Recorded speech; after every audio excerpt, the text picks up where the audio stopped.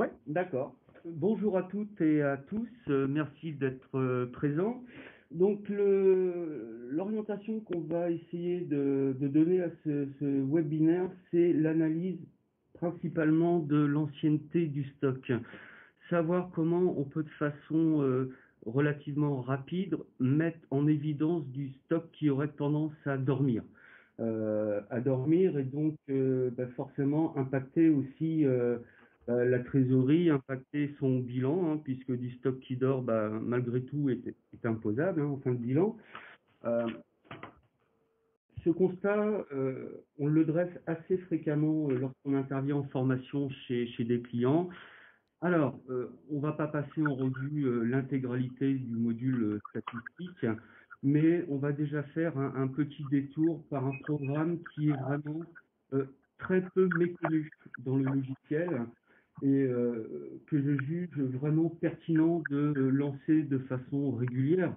Alors, on parle de régulier, c'est pas tous les mois quand même, mais au moins une fois par an, à l'approche du bilan, c'est le programme de l'analyse de l'ancienneté du stock.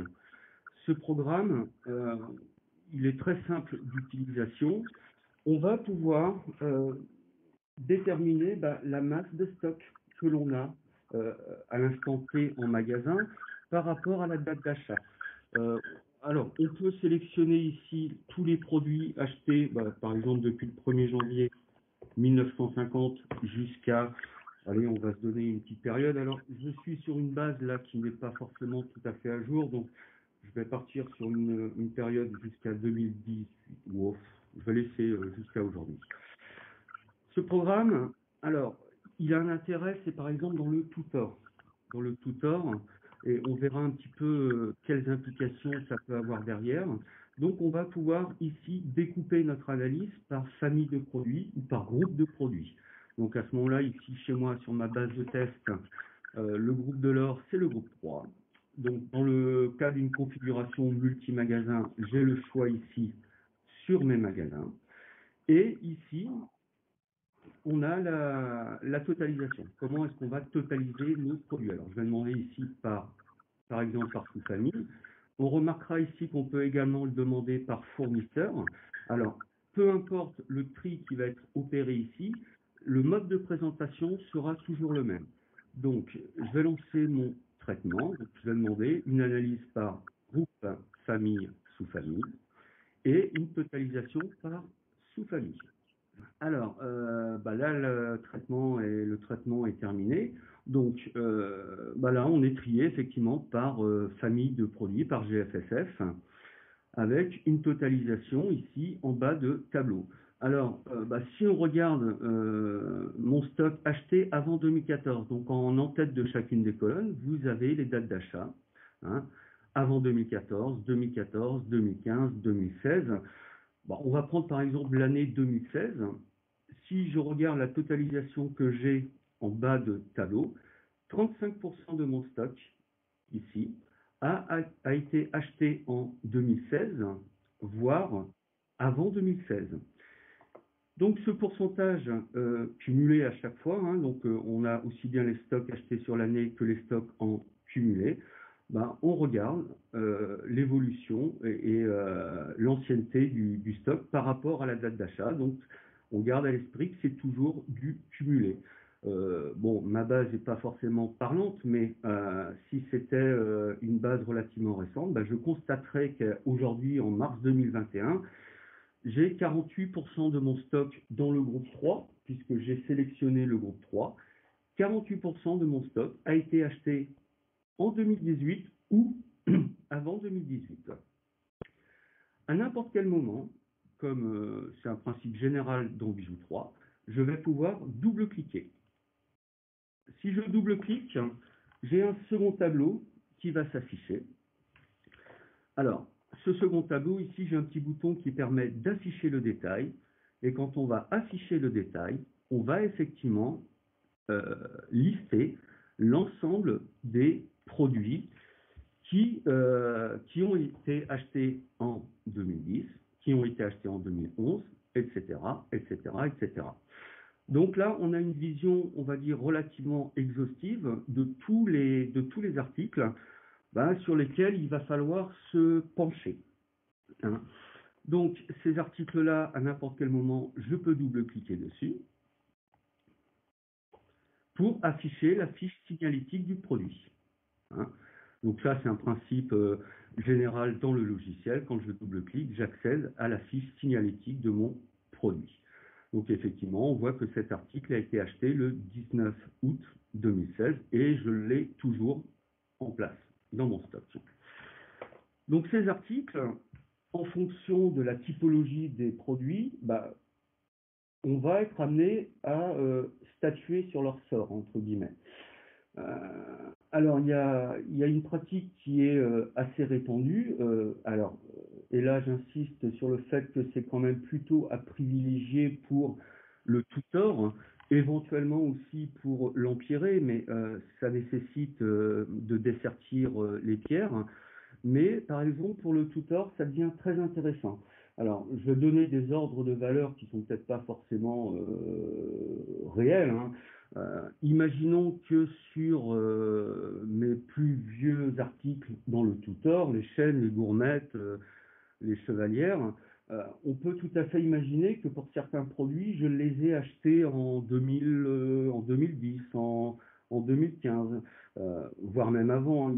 Il n'est pas rare de constater, quand on intervient en clientèle et en formation, que parfois, pour les clients les plus anciennement équipés de Bijoux 3, on se rend compte qu'il y a des produits qui ont largement plus de 10 ans, hein, en magasin, puisqu'il y a eu une cessation d'activité, une reprise familiale par les enfants. Et donc, effectivement, c'est une tendance qu'on constate assez régulièrement. Il y a beaucoup de vieux stocks qui dorment dans les coffres. Et voilà. Donc, ces articles-là, particulièrement pour le tutor, on peut envisager qu'ils aient été achetés il y a 10 ans en arrière, à une époque où le cours de l'or était très nettement inférieur à ce qu'il est à aujourd'hui. Alors, on n'abordera pas la partie compte-point, hein, puisque ce n'est pas la vocation de ce webinaire, mais on peut tout à fait imaginer sélectionner ces articles-là pour pouvoir les envoyer à la fonte. C'est-à-dire que on va travailler en compte-poids chez Robé Masson, au CLAL, chez LP Création. Plutôt que d'acheter des nouveautés, des nouvelles collections, en payant, on va dire, plein pot la nouvelle marchandise, avec un cours du jour, un cours de l'or au jour, très nettement supérieur à ce qu'il était il y a 10 ans, il y a une pratique qui peut être mise en place, c'est effectivement de sortir de votre stock tous les articles qui ont été achetés il y a très longtemps et de les envoyer à la fonte. Alors, je vais juste ouvrir une petite parenthèse parce que là, on voit qu'on a une liste relativement conséquente. On va faire un exemple sur un groupe un petit peu plus petit, le 385 par exemple. Alors, je vais juste refaire mon analyse et je vais demander ici le 385.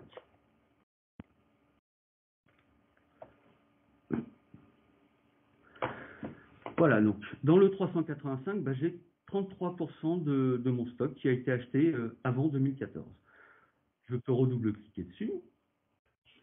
Et donc, je vais afficher ici le détail. Alors, on peut afficher soit année par année, avec le petit plus ou le petit moins, ou on peut tout déplier d'un seul coup. Et donc là, j'ai à nouveau le listing, cette fois-ci restreint à la seule sous-famille 385. Je vais juste ouvrir une petite parenthèse sur ce petit bouton-là. Alors, ce petit bouton, vous l'avez peut-être remarqué, vous l'avez peut-être jamais remarqué, c'est ce qu'on appelle les flux. Les flux, c'est un petit fichier temporaire, en fait, qui permet de stocker une information donnée. Là, en l'occurrence, qu'est-ce qu'on va stocker sur le flux? On va stocker nos codes articles. L'avantage du flux, c'est que si je clique sur ce petit bouton, Bijoux 3 mémorise dans un petit fichier temporaire la liste de tous les codes articles. Alors, quel intérêt ça a? Ça a surtout pour intérêt d'éviter d'avoir à relever manuellement et d'écrire les codes articles. C'est-à-dire que l'ensemble des codes articles qui sont affichés dans cette fenêtre-là sont stockés dans ce petit fichier de flux temporaire. D'accord? Donc, ce petit fichier de flux, quel avantage on va pouvoir en tirer? Ben, imaginons que ces articles-là, on veuille les envoyer à la fonte, chez Robert Masson, chez LP Création, chez son affineur préféré. On va donc sortir de notre stock ces articles-là. Alors, on y reviendra hein, sur cette fenêtre d'analyse de l'ancienneté du stock. Alors, dans les nouveaux menus de Bijou 3, on a ici le menu qui s'appelle les sorties diverses. Alors, il a été rebaptisé suite à un changement de version il y a à peu près 2 ans de ça. Avant, le terme était un petit peu restrictif, c'était le menu des rétrocessions. Il était restrictif dans le sens où, effectivement, ce module des sorties diverses ne permet pas de faire que des rétrocessions. Alors, par défaut, effectivement, ici, on est coché sur l'option rétrocession, mais c'est également avec ce module-là que l'on va pouvoir faire des rendus fournisseurs, que l'on va pouvoir sortir du stock des articles volés, que l'on va pouvoir éventuellement confier la marchandise à un confrère. Ce qui va nous intéresser ici, ça va être le motif sortie pour fabrication. Alors, ce motif sortie pour fabrication, hein, c'est une appellation générique. Elle revêt plusieurs motifs différents. Hein. On va pouvoir utiliser cette fonctionnalité aussi, et on est en plein dans la thématique, c'est sortir les articles abîmés ou invendables, par exemple des montres invendables. Donc c'est un motif générique, et on va ici indiquer le destinataire à qui on va envoyer cette marchandise. Alors, moi, je vais prendre un destinataire, je vais me créer un fournisseur fonte, par exemple. Hop.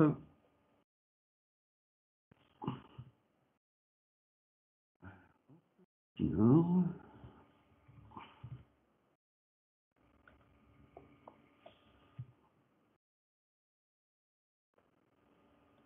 Je valide ma fiche fournisseur et je décide d'envoyer à la fonte, en vue de créditer mes comptes poids, les articles que j'ai isolés comme étant vraiment très anciens dans mon stock. Donc là, je vais appeler le destinataire à qui je vais envoyer la marchandise. Et là, c'est là que l'intérêt du flux s'avère pratique. On retrouve ici le petit engrenage. Alors, il y en a 2 en fait. Hein. Ce petit engrenage-là va nous permettre d'appeler les articles un à un. Donc, tous les articles que j'ai mémorisés tout à l'heure dans la fenêtre précédente, l'analyse de l'ancienneté du stock, on voit que tous ces articles-là ont été mémorisés. Alors, si j'appelle le flux à partir de ce bouton-là, je vais faire un appel unitaire, article par article. D'accord? Ça me permet d'avoir les informations descriptives de mon article et de décider ou pas de l'envoyer, de le saisir dans ma sortie pour fabrication. Alors, ce petit bouton, si je clique avec le bouton droit de la souris sur ce petit bouton, et ce principe-là, ce principe des flux, hein, vous allez le retrouver dans beaucoup de fenêtres Bijou 3, cette notion de flux. Si je clique avec le bouton droit de ma souris, je retrouve la liste de tous les codes articles qui ont été mémorisés dans la fenêtre d'analyse de l'ancienneté du stock. Donc, ce petit outil vraiment pratique d'utilisation, le bouton des flux, vous dispense d'avoir à noter sur une feuille papier tous les codes articles que vous souhaitez sortir de votre stock. Donc, ce premier bouton du flux juste au-dessus de la zone code article permet de faire un appel unitaire, alors que ce bouton du bas permet de valider tous les articles du flux. Alors, pour des sorties de stock en vue de les envoyer à la fonte, après tout dépendra des volumes concernés, mais c'est peut-être plus judicieux de d'avoir une estimation article par article et donc plutôt d'utiliser ce produit-là. D'accord? Donc là, qu'est-ce qu'on retrouve sur la fenêtre? Donc c'est la fenêtre de rétrocession classique. On va retrouver la photo du bijou, on va retrouver sa date d'entrée en stock et le montant unitaire. Alors là, on est vraiment dans le registre. Je sors du stock certains produits pour fabrication. Alors, je vais pouvoir valider mes articles les uns après les autres, ou alors, si je reclique ici sur mon petit bouton flux, j'appelle mon deuxième article. Bon, celui-là, je décide de ne pas le traiter. Je vais le garder avec moi. Je rappuie sur le petit bouton ici. Et là, le logiciel me dit pas de traitement sur article. Effectivement, celui-ci, je souhaite le conserver. Je ne vais pas l'envoyer à la fonte. Donc, je vais passer à l'article suivant. Et là, vous voyez qu'il défile un à un tous les codes articles qui ont été mémorisés dans mon flux. Et donc, je vais pouvoir, ainsi de suite, sélectionner tous mes articles ou pas. Et à chaque instant, j'ai la possibilité ici de voir le détail. Le détail, donc là, pour l'instant, j'ai saisi 3 articles. On retrouvera ici le petit commentaire traditionnel des sorties diverses. Donc, accrédité, ça ira mieux avec un T, sur compte poids.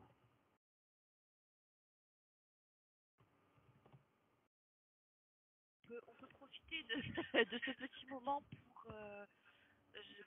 voir s'il y a des questions. Tu as encore une notion Oui. à aborder là-dessus? Non, on peut faire un petit break, hein. On a le temps pour... Donc oui, j'écoute les questions. Alors, il n'y en a pas.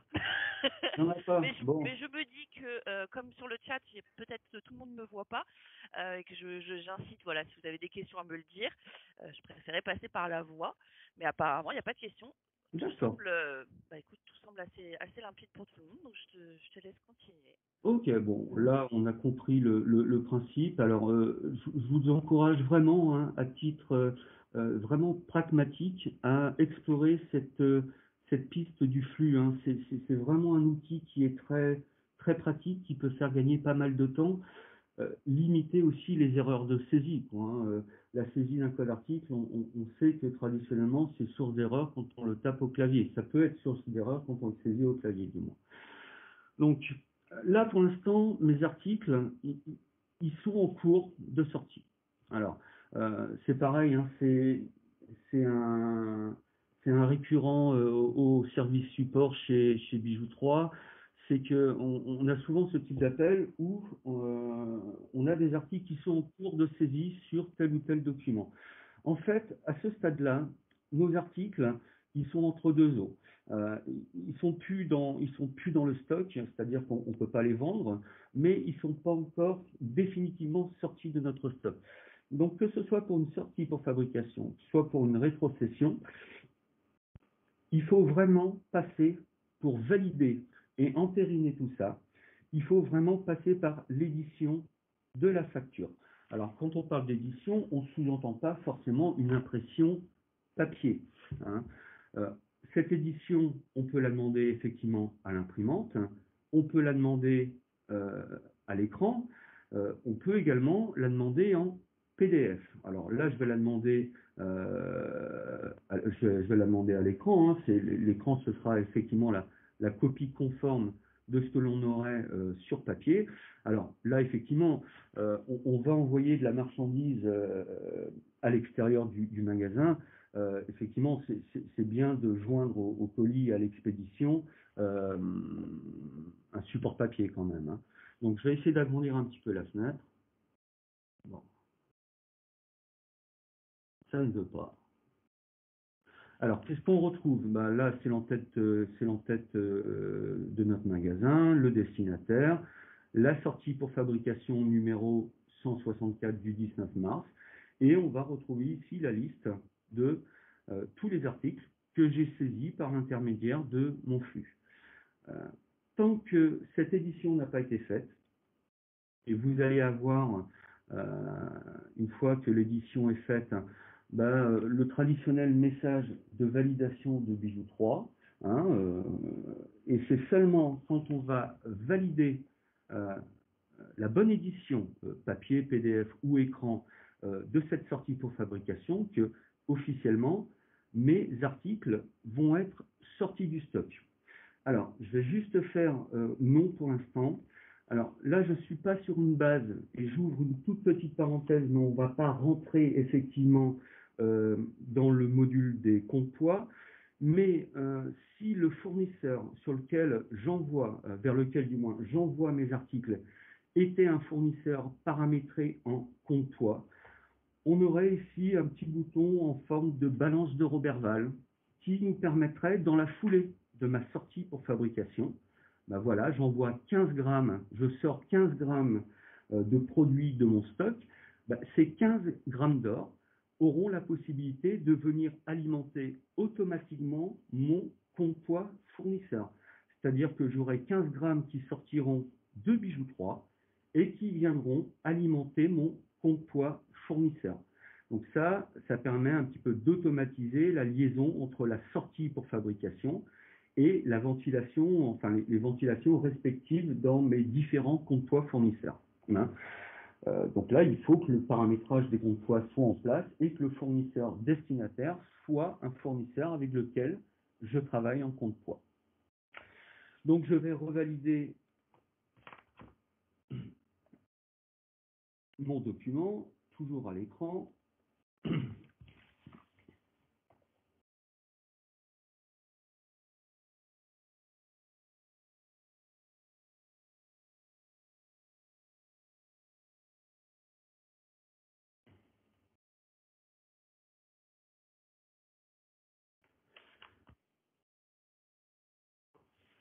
Voilà. Et je vais confirmer la bonne édition de mon document.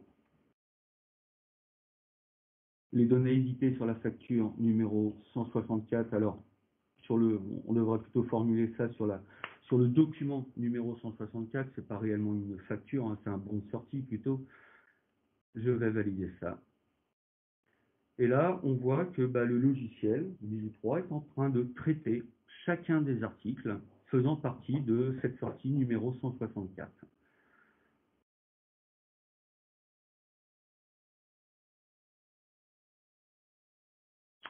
Et si maintenant je viens consulter un des articles faisant partie de cette sortie, je pense que c'est le 385-44, on voit que cet article, effectivement, rentré le 4 septembre 2012, est sorti de mon stock en date du 19 mars 2021, motif fabrication. Donc on garde toujours à l'esprit que c'est un motif générique, hein, ça pourrait être du rebut, ça pourrait être de la casse, mais voilà, c'est une sortie diverse, avec en destinataire, le destinataire que j'ai formulé, à savoir Ashida. Alors, est-ce que là, Pauline, je pense qu'il y a peut-être des petites questions ou des interrogations qui peuvent se poser, peut-être? Eh bien, écoute, pour le moment, en tous les cas, le chat est assez calme. D'accord. Donc, s'il y a des personnes, étant donné que voilà, vous êtes très très très sérieux tous, vous abusez pas des micros.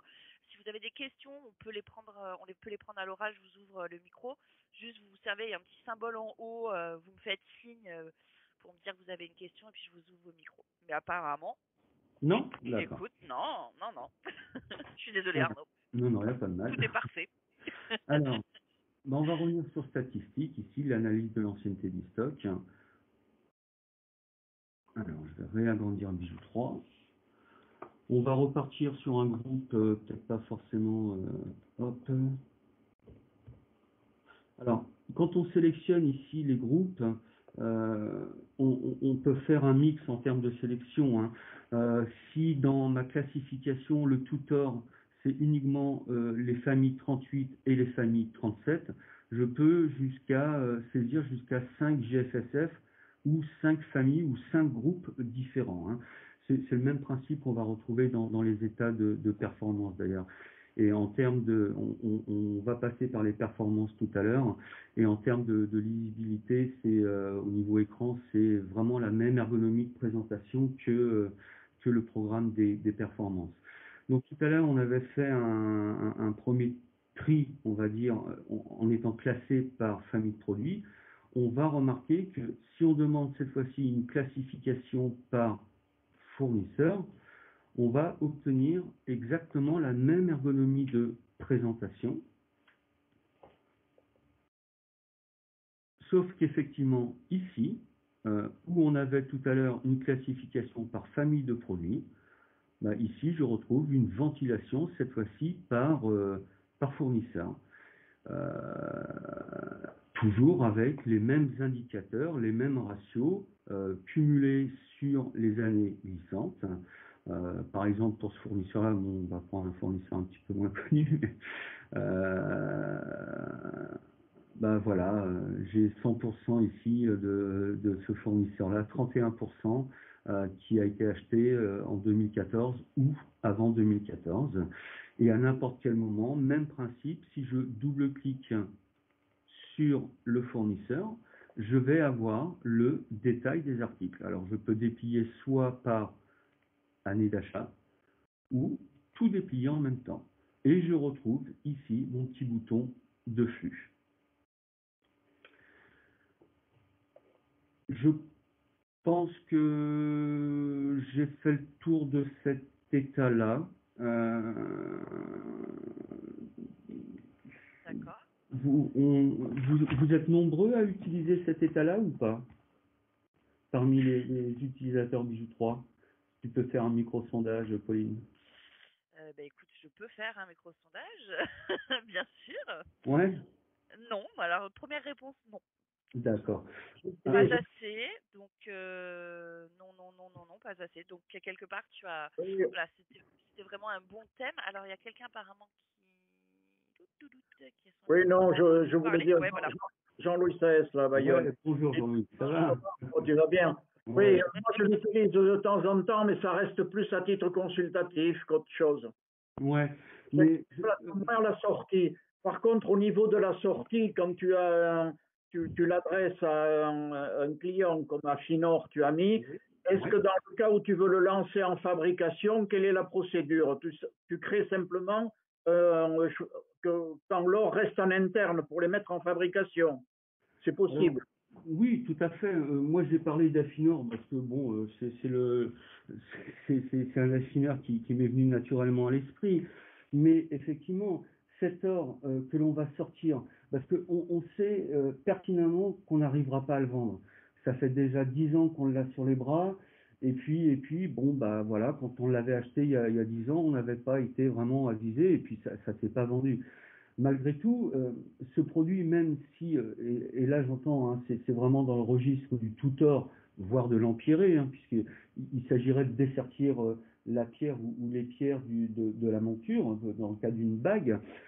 Quand je parle d'envoyer ces produits à la fonte, c'est pas forcément chez un affineur extérieur.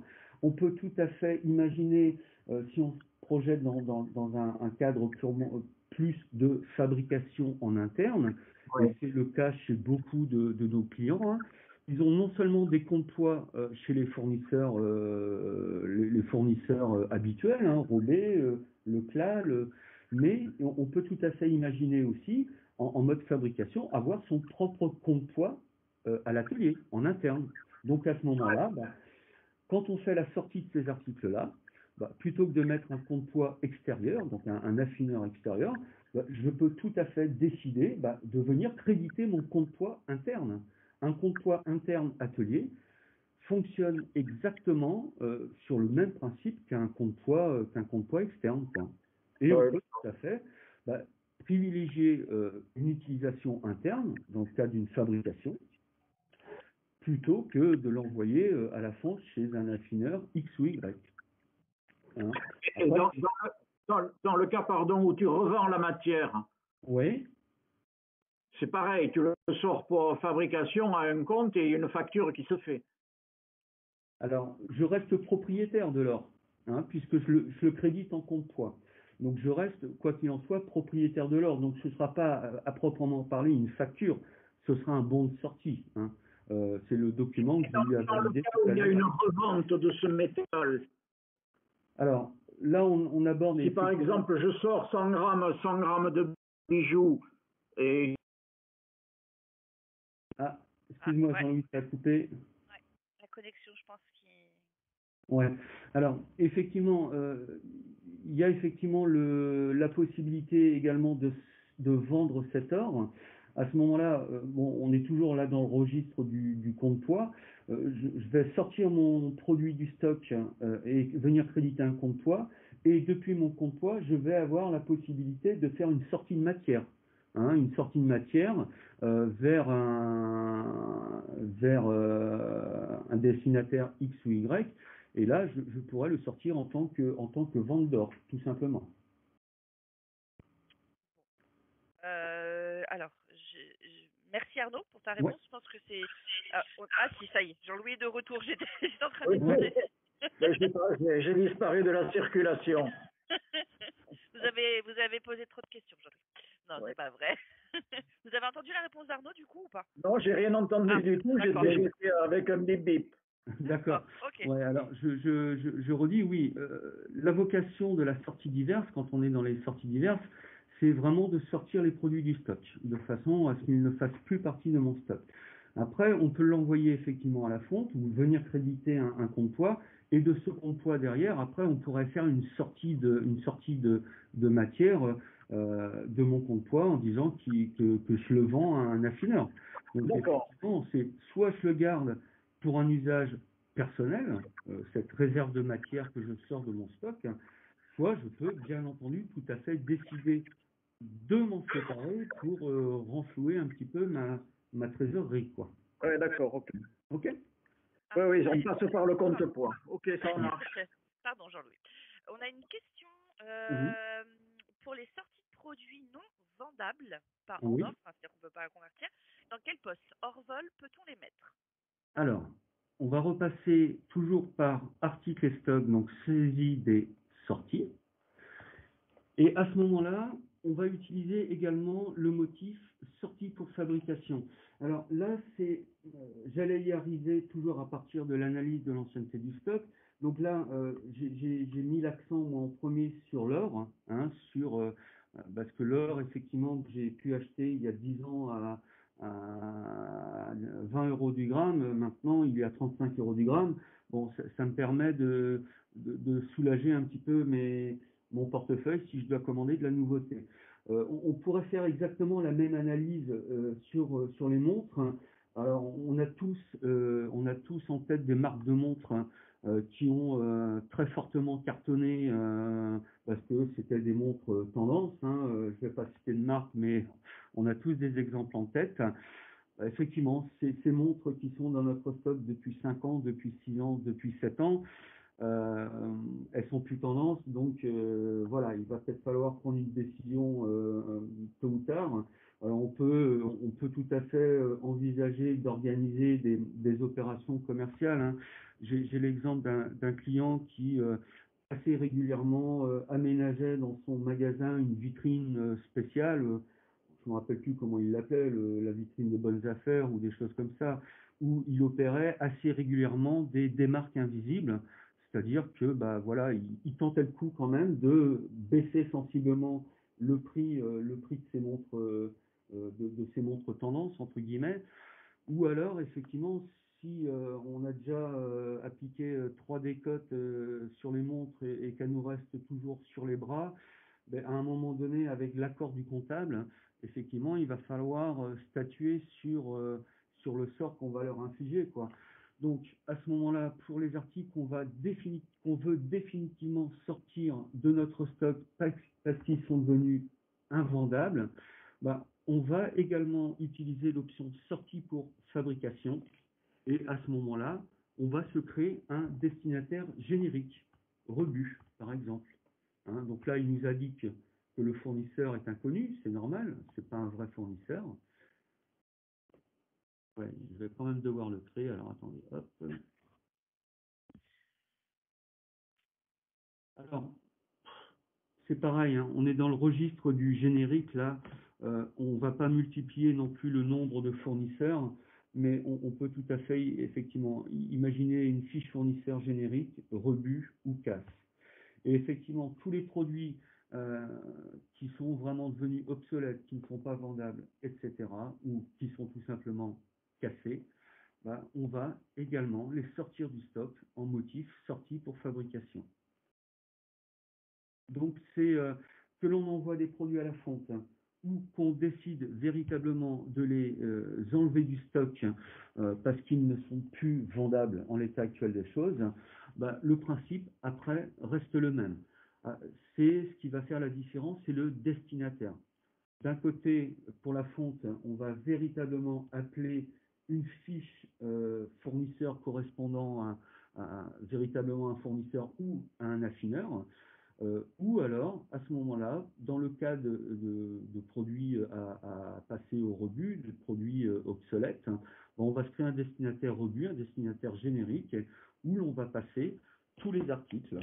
Mais la finalité, ça va se traduire exactement de la même façon. C'est-à-dire que je vais valider mon article ici. Je vais éditer mon document à l'écran.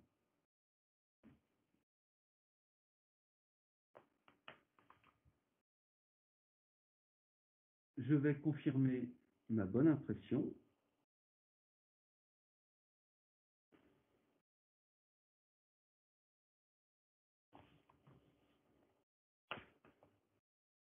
Et là, mon article 385-76, il est sorti en motif fabrication, toujours à la même date, sauf que c'est le destinataire qui change. Et là, c'est vraiment le destinataire rebut. D'accord? Donc, c'est la... Il n'y en a pas 36 de toute façon de méthode pour sortir les articles autres que par les ventes. C'est par les sorties diverses. Et après, tout en choisissant le motif de sortie et surtout le destinataire de sortie. Ok, merci Arnaud, merci à Bijouterie Guérino qui avait déjà fait part de son astuce. Alors, je vais ouvrir le micro de Monsieur Patrick Fur qui aurait une question. Oui. Alors, je vous laisse la parole, Fabien. Alors, attendez, hop, je vous active votre micro. Si mon clavier veut bien me rendre la main, ce serait bien. Hop, touc, touc, touc. Excusez-moi, c'est encore... je suis encore un petit peu... un petit peu...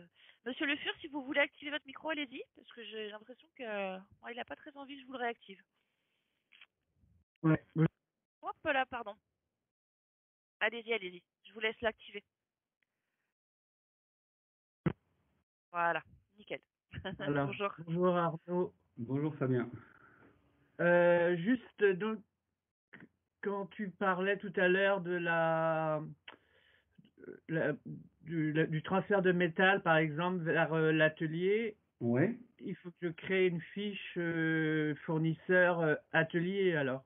Oui, tout à fait. En général, nos clients qui utilisent les modules de fabrication compte-poids, fabrication et compte-poids, ont vraiment une fiche fournisseur à leur nom. Parce que finalement, quand ils vont créer un bijou, ils vont être le fabricant.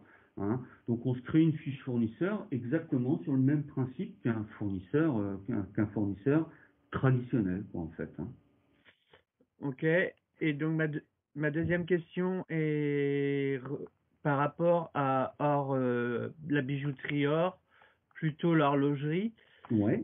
Quand tu as ton atelier d'horlogerie et que tu as une série de montres que tu ne vends plus et que tu peux à ce moment-là faire la même manip pour transférer les montres, pour récupérer les pièces, pour réparer certaines montres. Ah oui, ce sera pour l'atelier. Ce sera le même principe. Ce sera le même principe. Effectivement, je n'avais pas pensé forcément à ce champ d'application, mais oui, c'est exactement le même principe, quoi.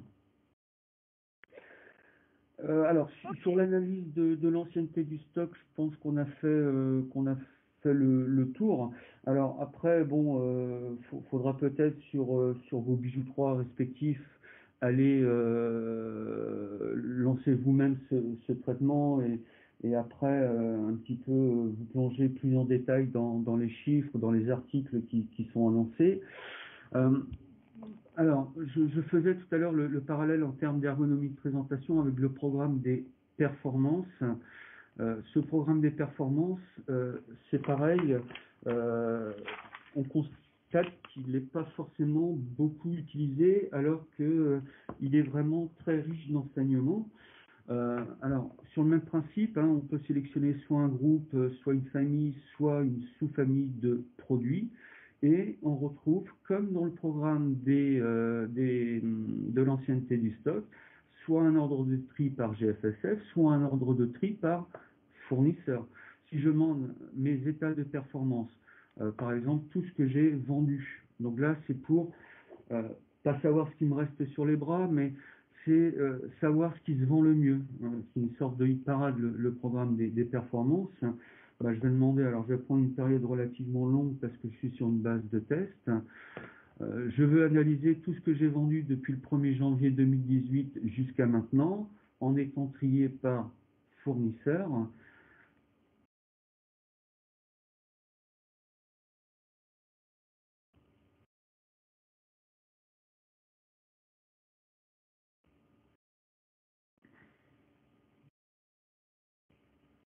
Bon, ça devrait aller relativement vite encore.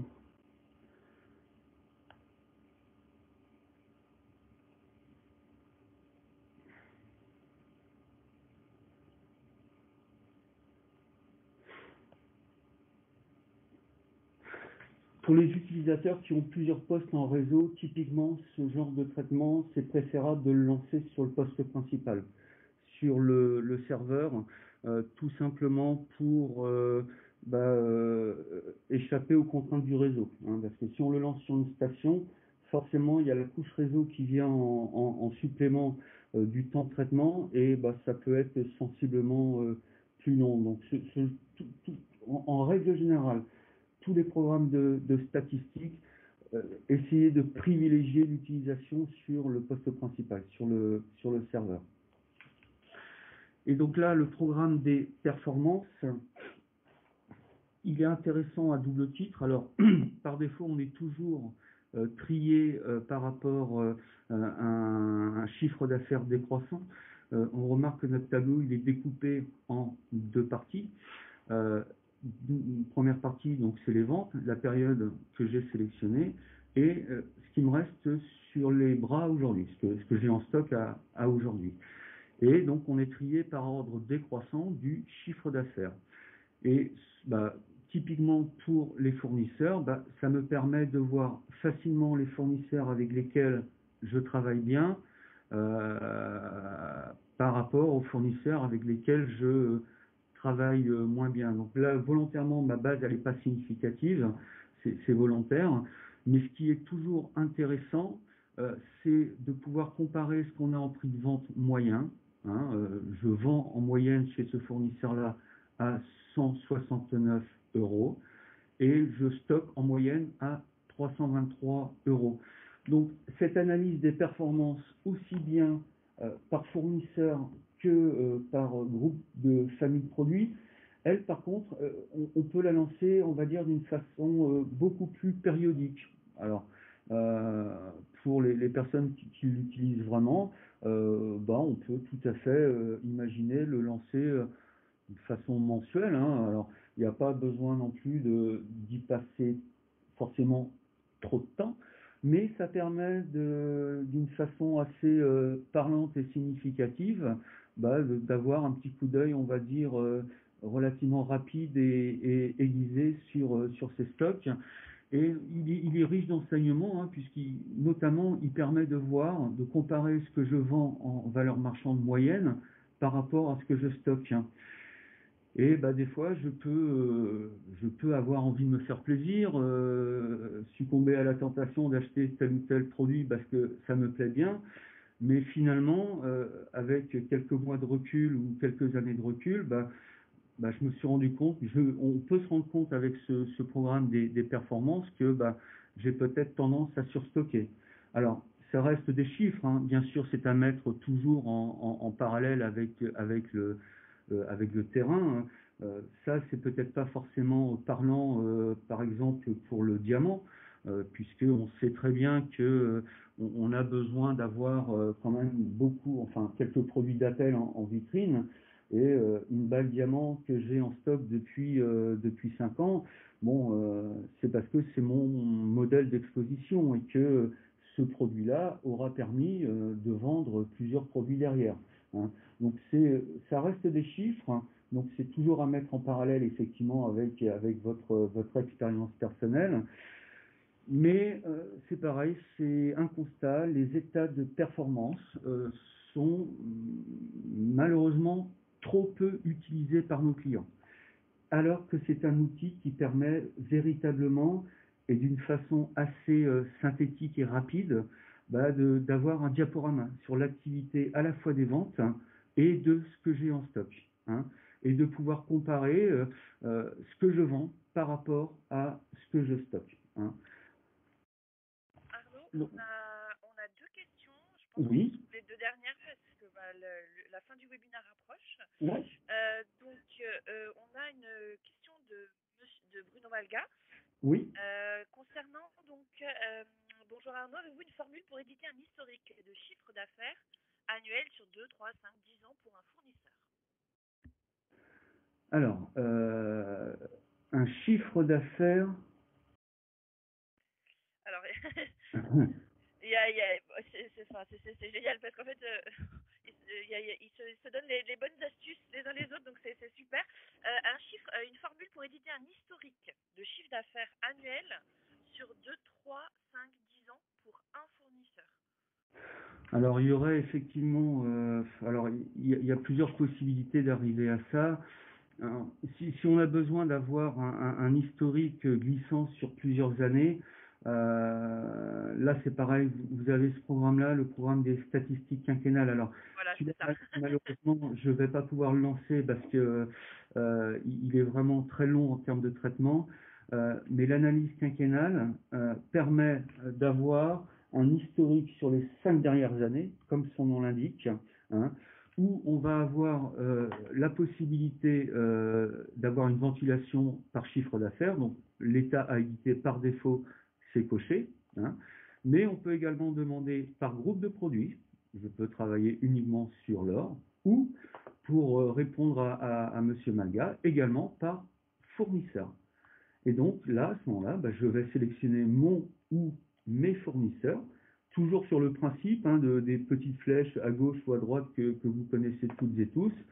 Voilà, les fournisseurs que je souhaite analyser, je vais les déplacer dans la zone ma sélection, et là je vais demander l'édition à l'écran, à l'imprimante, en PDF, pourquoi pas. Ça peut être un moyen assez rapide d'avoir une vision globale et exhaustive, en ne faisant qu'une seule édition. Alors après, on remonte jusqu'à 5 ans. Je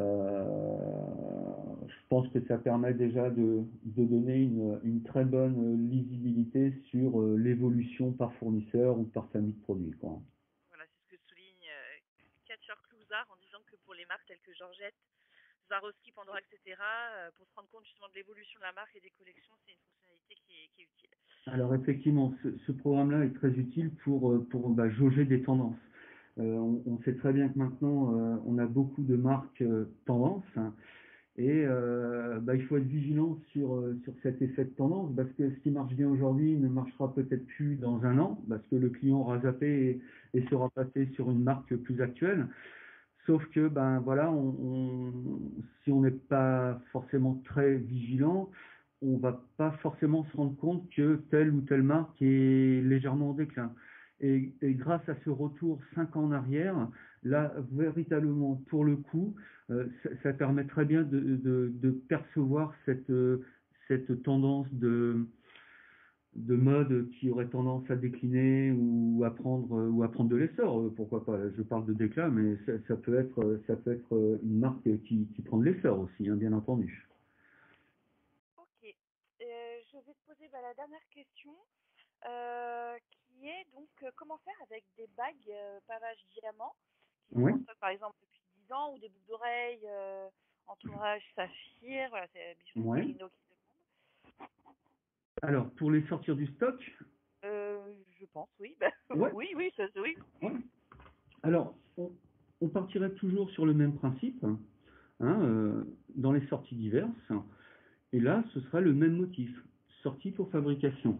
Donc là, ce qui va se passer, c'est qu'on va sortir du stock un produit fini, qui a été acheté chez le fournisseur X ou Y. Et effectivement, après, on va se retrouver avec d'un côté la monture et de l'autre côté la pierre. Cette monture et cette pierre, on va pouvoir les rentrer dans le stock, hein, par une saisie sur pièce classique. Bon, là, il va falloir faire preuve peut-être d'un petit peu d'imagination, mais on pourrait tout à fait ici indiquer que c'est la sortie pour fabrication. Alors, quand on a imprimé notre document tout à l'heure, on a toujours un numéro. Donc là, pour lier en fait l'entrée en stock de ma monture et de ma pierre, après, c'est vraiment la façon dont on imagine la chose.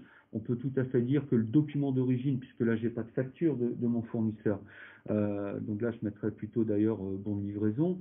Là, je vais mentionner sortie pour fabrication numéro 164. Ça permet de corréler à l'entrée en stock que je suis en train de faire avec la sortie pour fabrication de mon produit que j'avais sur les bras depuis 15 ans. Et à ce moment-là, je reviendrai sur ici, on pourrait tout à fait se créer une fiche fournisseur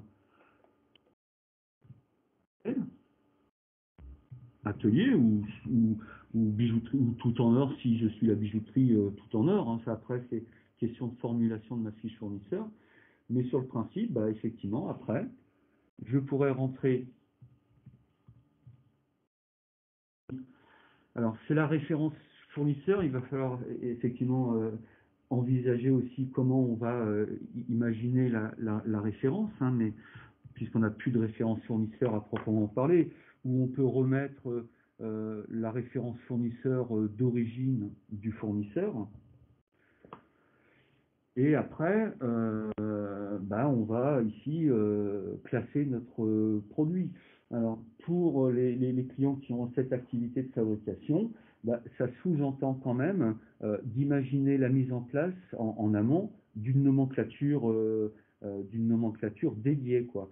C'est-à-dire une nomenclature dans laquelle on aurait les composants pouvant rentrer en ligne de compte dans une fabrication, et on peut tout à fait imaginer avoir une GFSF 310 monture tout or, une GFSF 310 311 pardon, monture or bicolore, une autre nomenclature dédiée aux pierres, et donc on pourrait informatiser de façon unitaire à la fois nos montures et à la fois nos pierres. Et après, dans le programme de fabrication, pouvoir les réunir à nouveau pour faire un nouveau produit fini. Ok. Je vais devoir mettre fin à ce webinaire. Je suis désolée parce qu'apparemment... Alors, il y a Monsieur Malga, ce serait bien Arnaud, si tu pouvais lui dire peut-être en off, apparemment, il retrouve pas les mêmes icônes que toi sur ses interfaces logicielles. Oui. Peut-être voir avec lui, voilà, si j'ai une question de version. C'est une question qu'il posait dans le chat. Ouais. En tous les cas, je suis vraiment désolée de mettre fin à ce webinaire, mais en fait, on nous attend de l'autre côté aussi. Et de toute façon, l'équipe support, vous le savez, est là pour répondre à vos questions au quotidien, pour vous donner voilà aussi des petites astuces. Je trouve que ce webinaire aujourd'hui était assez sympa dans l'échange de bonnes pratiques.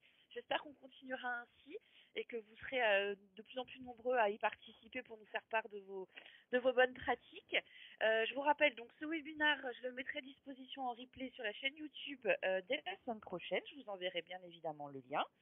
Et puis, écoutez, je vais vous souhaiter de passer une très très belle journée. N'hésitez pas si vous avez des questions. Et puis, bon courage à vous tous. Et à bientôt. Merci beaucoup Arnaud.